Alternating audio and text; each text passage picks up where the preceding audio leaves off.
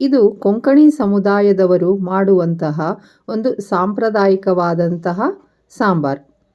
ಇದನ್ನು ನಾನು ನಿಮ್ಮ ಜೊತೆ ಇವತ್ತು ಶೇರ್ ಮಾಡ್ಕೊಳ್ತಾ ಇದ್ದೀನಿ. ಹಲೋ ವೀಕ್ಷಕರೇ, ವೆಲ್ಕಮ್ ಟು ಮೈ ಚಾನಲ್. ನಾನು ಉಮಾ ನಿಮ್ಮ ಜೊತೆ ಇವತ್ತು ಈ ಸಾಂಬಾರ್ ರೆಸಿಪಿಯನ್ನು ಶೇರ್ ಮಾಡ್ಕೊಳ್ತಾ ಇದ್ದೇನೆ.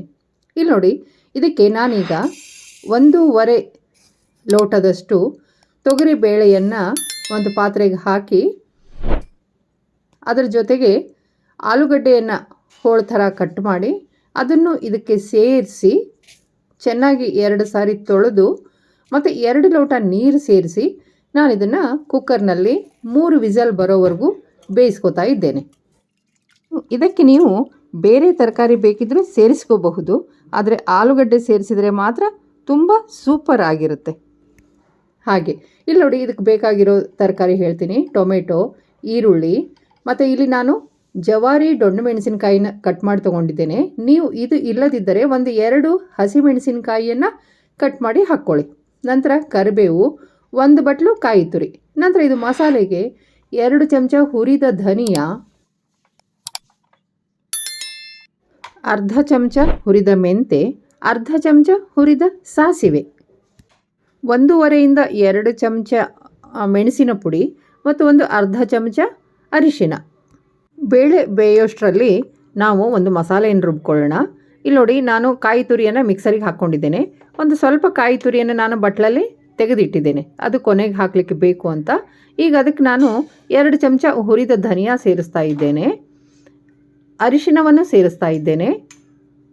ನಂತರ ಅದಕ್ಕೆ ಅರ್ಧ ಚಮಚ ಹುರಿದ ಸಾಸಿವೆ, ಅದರ ನಂತರ ಅರ್ಧ ಚಮಚ ಹುರಿದ ಮೆಂತೆಯನ್ನು ಸೇರಿಸ್ತಾ ಇದ್ದೇನೆ. ಇಲ್ಲಿ ನಾನು ಜವಾರಿ ದೊಣ್ಣೆಮೆಣಸಿನಕಾಯಿನ ಸೇರಿಸಿರೋದ್ರಿಂದ ನಾನು ಮೆಣಸಿನ ಪುಡಿಯನ್ನು ಬರೀ ಅರ್ಧ ಚಮಚ ಸೇರಿಸ್ತಾ ಇದ್ದೇನೆ. ನೀವು 2 ಮೆಣಸಿನಕಾಯಿ ಹಾಕ್ಕೊಂಡಿದ್ರೆ ಇದಕ್ಕೆ 1-1.5 ಚಮಚ ಮೆಣಸಿನ ಪುಡಿಯನ್ನು ಹಾಕ್ಕೊಳ್ಳಿ. ಇದು ತುಂಬ ಖಾರಖಾರವಾಗೇನೂ ಇರೋದಿಲ್ಲ, ಈ ಸಾಂಬಾರು ಮೀಡಿಯಮ್ ಆಗಿರುತ್ತೆ. ಅದಕ್ಕೋಸ್ಕರ ಮೆಣಸಿನ ಪುಡಿಯನ್ನು ನೀವು ನೋಡಿ ಹಾಕ್ಕೊಳ್ಳಿ.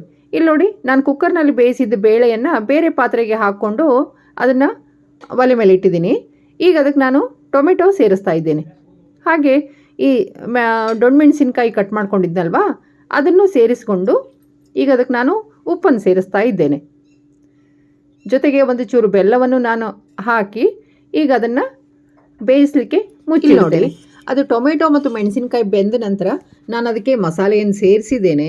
ಅದು ನಾನು ಕ್ಯಾಮ್ರಾ ಆನ್ ಮಾಡಲಿಕ್ಕೆ ಮರ್ತೋಗಿದ್ದೆ, ಹೀಗಾಗಿ ಅದು ಮಸಾಲೆ ಸೇರಿಸೋದು ಇಲ್ಲಿ ಕಾಣ್ತಾ ಇಲ್ಲ ನಿಮಗೆ. ನಾನು ಬರೀ ಮಸಾಲೆ ಒಂದು ಸೇರಿಸಿ ಇಟ್ಟಿದ್ದೇನೆ. ಈಗ ಇದಕ್ಕೆ ನಾನು ಇಲ್ಲಿ ನೋಡಿ, ಒಂದು ಪ್ಲೇಟಿಗೆ ಅದು ನಾವು ಈರುಳ್ಳಿ ಹೆಚ್ಚಿಟ್ಕೊಂಡಿದ್ವಲ್ವ, ಆ ಈರುಳ್ಳಿಯನ್ನು ಹಾಕ್ಕೋತಾ ಇದ್ದೀನಿ. ಮತ್ತು ಒಂದು ಸ್ವಲ್ಪ ಕಾಯಿ ತುರಿ ಉಳಿಸಿದ್ವಲ್ವ, ಆ ಕಾಯಿ ತುರಿಯನ್ನು ಹಾಕ್ಕೋತಾ ಇದ್ದೀನಿ. ಅದಕ್ಕೆ ಸ್ವಲ್ಪ ಕರಿಬೇವು, ನಂತರ 1 ಸ್ಪೂನ್ ಆಗುವಷ್ಟು ಎಣ್ಣೆ ಮತ್ತು 1 ಚೂರು ಉಪ್ಪು, ಇಷ್ಟನ್ನು ನಾವು ಅದಕ್ಕೆ ಹಾಕ್ಕೊಂಡು ಅದನ್ನು ಚೆನ್ನಾಗಿ ನಾವು ಕೈಯಿಂದ ಕಿವುಚಿ ಕಲಿಸ್ಬೇಕು.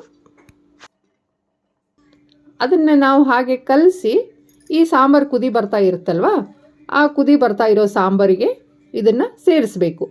ಇದರಿಂದ ನಮ್ಮ ಸಾಂಬಾರಿಗೆ ತುಂಬ ಒಳ್ಳೆ ಪರಿಮಳ ಬರುತ್ತೆ. ಇದಕ್ಕೆ ನಾವು ಒಗ್ಗರಣೆಯನ್ನು ಕೊಡೋದಿಲ್ಲ. ಇದು ಒಗ್ಗರಣೆ ಇಲ್ಲದೆ ತುಂಬ ಅಂದರೆ ತುಂಬ ರುಚಿಯಾಗಿರುತ್ತೆ. ಈಗ ನೋಡಿ, ಈಗ ನಾವು ಕುದಿತಾ ಇರೋ ಸಾಂಬಾರಿಗೆ ಈರುಳ್ಳಿ ಮತ್ತು ಕಾಯಿ ತುರಿಯನ್ನು ಸೇರಿಸಿದ್ದೇನೆ. ಈಗ ನಮ್ಮ ಸಾಂಬಾರು ಕುದಿ ಬರ್ತಾ ಇದೆ. ಅದು ಈರುಳ್ಳಿ ಬೇಯೋವರೆಗೂ 1-2 ನಿಮಿಷ ನಾನು ಅದನ್ನು ಮುಚ್ಚಿ ಇಡ್ತೇನೆ.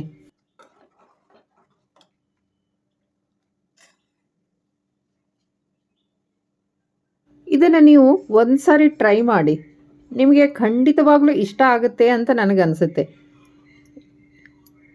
ಇದನ್ನು ನೀವು ಒಂದು ಸಾರಿ ಟ್ರೈ ಮಾಡಿ ನೋಡಿ ಹೇಗಿತ್ತು ಅಂತ ನನಗೆ ಕಾಮೆಂಟ್ ಮುಖಾಂತರ ತಿಳಿಸಿ. ಈಗ ನೋಡಿ, ನಾನು ಅದನ್ನು ಕನ್ಸಿಸ್ಟೆನ್ಸಿ ನೋಡಿಕೊಂಡು 1 ಚೂರು ನೀರನ್ನು ಸೇರಿಸ್ತಾ ಇದ್ದೇನೆ. ಈಗಿದು ಕುದಿ ಬರ್ತಾ ಇದೆ. ಒಂದು ರಿಕ್ವೆಸ್ಟು, ನೀವು ಇನ್ನೂ ನನ್ನ ಚಾನಲ್ಗೆ ಸಬ್ಸ್ಕ್ರೈಬ್ ಆಗಿಲ್ಲ ಅಂದರೆ ಪ್ಲೀಸ್ ಸಬ್ಸ್ಕ್ರೈಬ್ ಆಗಿ.